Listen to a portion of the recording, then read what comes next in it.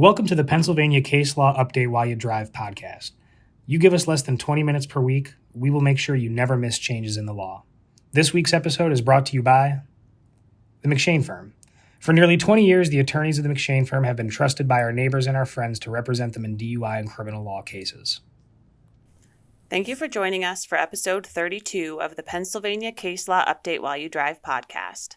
I'm your host, Katie McShane, and today we are covering cases decided between January 27th, 2021 and February 2nd, 2021. After a busy couple of weeks, this was a quiet week for the courts. There were no criminal cases this week, but a couple cases were decided. In the Pennsylvania Supreme Court, the case of Sadler versus the Workers' Compensation Appeal Board was decided. In this case, the court determines that Section 306A1 of the Workers' Compensation Act, which states that no payment of compensation is required for any period during which the employee is incarcerated after a conviction, does not violate equal protection guarantees. The court finds that the purpose of 306A1 is to preclude payment of workers' compensation benefits to claimants who are removed from the workforce because of their own criminal conduct. There is a specific distinction drawn between the period of incarceration pre-conviction and post-conviction, which permits continuation of benefits during which time a person is still presumed to be innocent. In the Superior Court, the case of Wrights versus Flowers was decided. This case is an appeal from a finding that Flower violated a protection from abuse order. Wrights and Flower are divorced, and there is a strict PFA order in place. One of the conditions is no firearms.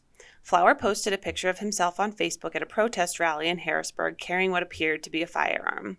Wrights filed a private complaint alleging a violation of the PFA. Flower later put up a post about how the firearm was a replica and not operable and making a fuss about being required to wear a mask to appear in court.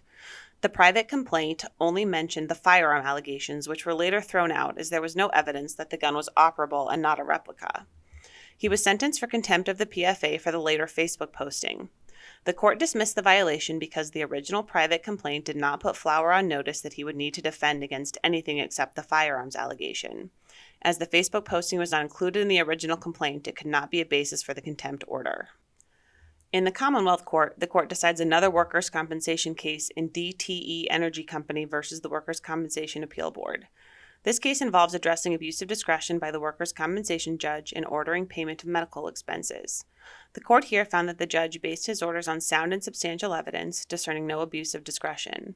It's proper to require an employer to prove that medical expenses were not related to a work injury, and it is also proper for the court to order a 20% penalty for delayed payments of medical benefits. As always, if you want a full reading of each of these cases, the link to the complete text can be found in the case notes. Thank you so much again for joining us, and we'll see you next week.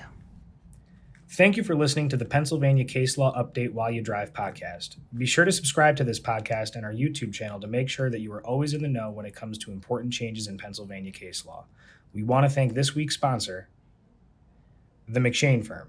The McShane Firm is a central Pennsylvania fixture when it comes to DUI and criminal defense.